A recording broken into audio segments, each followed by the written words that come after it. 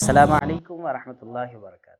معزز ناظرین، آج کے اس دور کے اندر یہ بات دیکھنے میں آتی ہے کہ نکاح ہونے کے بعد میں میاں بیوی میں وہ محبت باقی نہیں رہتی جو ہونی چاہیے۔ شروع کے کچھ دن تو ہوتی ہے، اس کے بعد میں پھر آہستہ آہستہ ختم ہونے لگتی ہے، اور بہت سارے گھرانوں سے، بچیوں کی طرف سے، خواتین کی طرف سے یہ بات آتی ہے، یہ کالز ہوتے ہیں کہ بھئی ہمارا نکاح ہو گیا، 1-2 مہینے تک خاوند اور شوہر اور ہسبینڈ ہمارے ساتھ بہت اچھا رہے، اور اس کے بعد میں پھر ہمارے لیے، ہمارے واسطے ان کے پاس کوئی ٹائم ہی نہیں ہے۔ صبح میں اٹھتے ہیں، منہ دھوتے ہیں، ناشتہ کرتے ہیں اور آفس چلے جاتے ہیں یا کام پر چلے جاتے ہیں۔ شام رات دیر گئے گھر آتے ہیں، 10 بجے، 11 بجے، 12 بجے، اور اس کے بعد میں پھر کچھ کھانا کھا لیا ساتھ میں تو کھا لیا، ورنہ باہر سے ہی کھا کر آ جاتے ہیں، اور پھر اپنی فون میں مشغول ہو جاتے ہیں۔ پھر ہمارے لیے کوئی وقت ہی باقی نہیں رہا ان کی زندگی کے اندر۔ ہمیں پوچھنا پڑتا ہے کہ کچھ آپ ہم سے بات کریں گے؟ آپ نے ہم سے جو نکاح کیا ہے یہ لائف پارٹنر کے طور پر ہے یا ایسے ہی گھر کے کام کے لیے ہے؟ بہت ساری جگہ پر یہ چیزیں دیکھنے میں آتی ہیں، لیکن قربان جائیے نبی رحمت صلی اللہ علیہ وسلم پر کہ آپ صلی اللہ علیہ وسلم نے اپنے گھر والے خواتین کے ساتھ، ازواج مطہرات کے ساتھ، امہات المؤمنین رضی اللہ عنہن کے ساتھ جو زندگی بتائی ہے وہ ایک مثالی زندگی ہے۔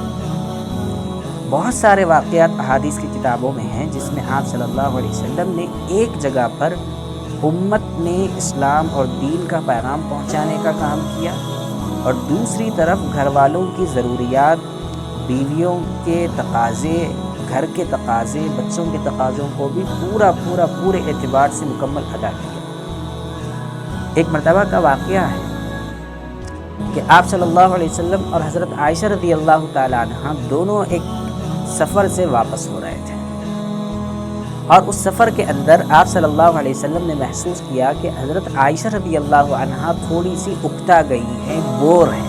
جیسے آج کل ہم کہتے ہیں کہ کیوں بھائی بہت زیادہ بور آپ دکھ رہے ہیں، کیا وجہ ہے، کیا پریشانی ہے؟ اسی طرح آپ صلی اللہ علیہ وسلم نے محسوس کیا، ریئلائز کیا کہ حضرت عائشہ رضی اللہ عنہ بہت زیادہ اکتا گئی ہیں اور بورنگ محسوس کر رہی ہیں۔ تو آپ نے صحابہ سے عرض کیا قدموا، کہ تم لوگ آگے بڑھو، تم لوگ آگے بڑھو۔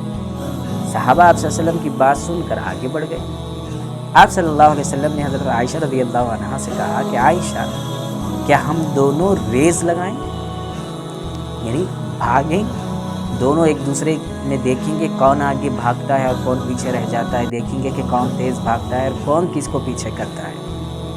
اما عائشہ رضی اللہ عنہ اس وقت میں تھوڑی سی کم عمر تھی، اور ان کا بدن تھوڑا سا دبلی پتلی وہ تھی۔ تو حضرت عائشہ رضی اللہ عنہ نے کہا کہ ٹھیک ہے، ریس لگائیں گے، دیکھیں گے کون جیتتے ہیں۔ حضور صلی اللہ علیہ وسلم نے حضرت عائشہ رضی اللہ عنہ کے ساتھ ریس لگائی، اور حضرت عائشہ رضی اللہ عنہ چونکہ دبلی پتلی تھی تو وہ آگے نکل گئیں اور حضور صلی اللہ علیہ وسلم کو پیچھے کر دیا۔ اور جب جس جگہ پر ان لوگوں نے طے کیا تھا کہ یہاں تک بھاگنا ہے، جب وہ وہاں تک پہنچی اور جیت گئیں تو انہوں نے خوشی کا اظہار کیا اور کہا کہ اللہ کے رسول، میں جیت گئی آپ سے۔ آپ صلی اللہ علیہ وسلم خوش ہوئے اور کہا کہ اچھی بات ہے بھائی، تم ہی جیت گئی، تم ہی اس ریس کے اندر تم ہی آگے رہ گئی۔ اس کے بعد میں احادیث کی کتابوں کے اندر آتا ہے کہ دوسری مرتبہ ایک سفر سے واپس ہو رہے تھے، کچھ دنوں کے بعد، کچھ سالوں کے بعد۔ تو اس سفر سے واپسی کے وقت میں بھی آپ صلی اللہ علیہ وسلم نے حضرت عائشہ رضی اللہ عنہ سے کہا کہ عائشہ، کیا ہم لوگ پھر ایک مرتبہ ریس لگائیں؟ تو حضرت عائشہ رضی اللہ عنہ نے کہا کہ ٹھیک ہے، کر لیتے ہیں، پہلی مرتبہ بھی میں جیتی تھی، ہو سکتا ہے کہ اب پھر بھی میں جیتوں۔ پھر دونوں نے ریس لگائی، تو اس موقع پر حضرت عائشہ رضی اللہ عنہ پیچھے رہ گئیں، حضور صلی اللہ علیہ وسلم آگے نکل گئے۔ کیوں؟ اس لیے کہ تھوڑا سا موٹی ہو چکی تھی، یعنی ان کے تھوڑا سا وزن کے اندر آ گیا تھا، تھوڑا سا ہیلتھی وہ ہو گئی تھی، جس کی وجہ سے وہ پیچھے رہ گئی اور حضور صلی اللہ علیہ وسلم آگے نکل گئے۔ آگے نکلنے کے بعد میں حضور صلی اللہ علیہ وسلم نے فرمایا عائشہ تل کا بھی تل کا، کہ اے عائشہ اب برابر ہو گیا مسئلہ، پہلی ریس میں تم جیتی تھی، اس ریس میں میں جیت گیا، تو اب کوئی ونر باقی نہیں رہا، سب برابر ہو گیا۔ یہ کہہ کر آپ صلی اللہ علیہ وسلم ہنسنے لگے۔ آپ دیکھیں اس واقعے کے اندر اور اس جیسے واقعات کے اندر کہ حضور صلی اللہ علیہ وسلم نے اپنی امت کی ذمہ داری کو نبھانے کے ساتھ ساتھ گھر والوں کے سلسلے میں جتنی توجہ دی ہے، گھر والوں کو جو وقت دیا ہے، ان کے ساتھ جو ٹائم سپینڈ کیا ہے، ان کی ضروریات کو جانا ہے، یہ بہت اہم چیز ہے۔